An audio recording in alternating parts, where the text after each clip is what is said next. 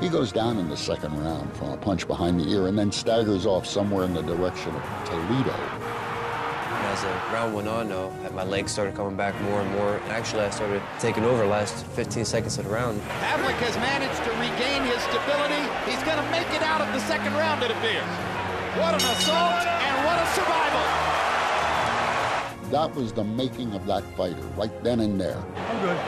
And it demonstrated for everybody that he has what it takes to be champ. Taylor is good. Left hook. Drops Taylor's head up. Uppercut has Taylor in big trouble. Down goes. It was a fight where you put everything into it, and you came out victorious. And not only that, but it was a knockout over a guy like Jermaine Taylor that made it even better.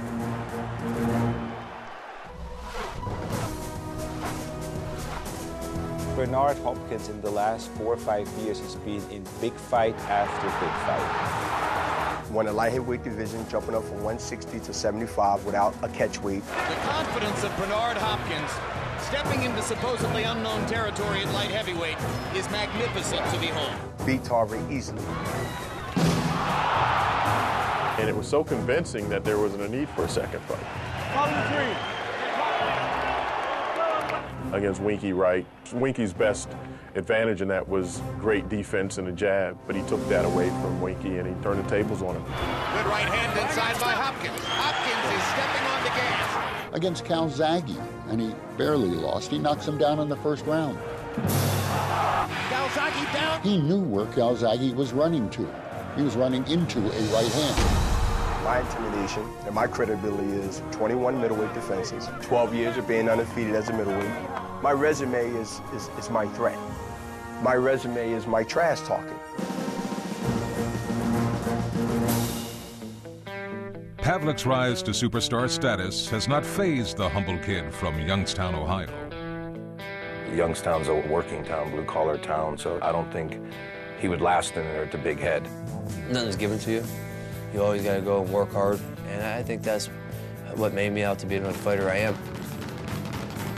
He's got a lot of success ahead of him, and he doesn't let it go to his head. The only thing that goes anywhere with him is his punch.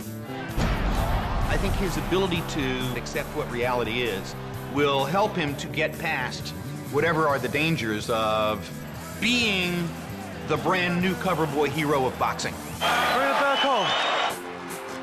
Hopkins' use of verbal intimidation is as legendary as his tactics in the ring. Bernard is always a master at psychological warfare before a fight. He sees a press conference as the beginning of the field of battle. If I can convince the guy that he has no chance, it makes my job a little easier going into combat. A few of his other opponents, he's served them their last meal as the executioner. Look a guy straight in his eye and let him understand that you signed to take this fight, but it was the worst thing that you could ever do. Let him think about that as he go away in training camp. If he works too hard, too early, then he'll leave it all in the gym. Every time they run their mouth to me, I get confident. It's like they're worried about something, you know. They're trying to get in my head mentally with their mouth because they might not be able to with their hands. The press conference, Bernard Hopkins was very gracious to Kelly Pavlik, which I found very unusual. I respect Kelly Pavlik. I have nothing bad to say. Maybe he feels like Pavlik, because he's a big offensive fighter, doesn't need to be agitated. I thought he was going to come up here and get things going. He kind of ruined it for me.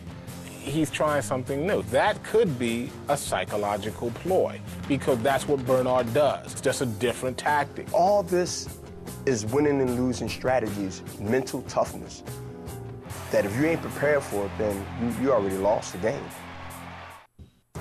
I've always liked the fights where there's that balance, the experience of a veteran boxer versus an up-and-coming boxer. Kelly Pavlik is not even in his prime yet, and already he's beating top-level competition. Kelly Pavlik's going to have to go out there and show him how hungry he is, and that youth can be reckless.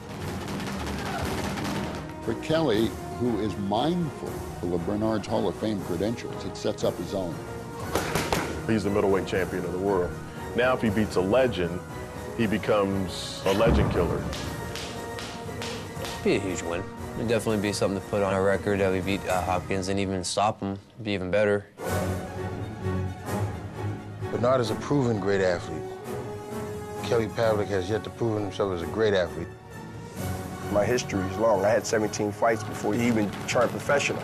His career accomplishments are staggering. The better he does against Pavlik, he looks even better because he's no longer being compared to contemporary fighters. He's going to try to say, hey, you young lion, you got nothing on me.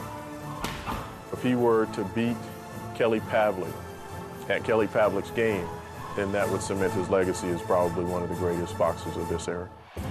Kelly the Ghost Pavlik meets Bernard the Executioner Hopkins October 18th in Atlantic City. I see a lot of action, and I see one heck of a fight.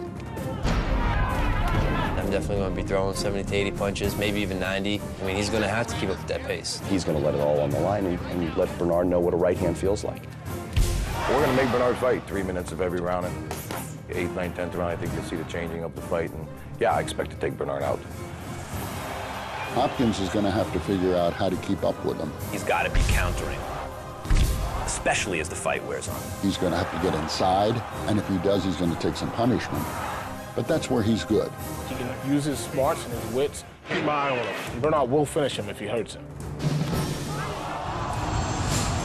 Hopkins has been known to go in as the underdog and make the favorite look silly. All these sayers out there, they're not the ones that got to step in the ring with Kelly.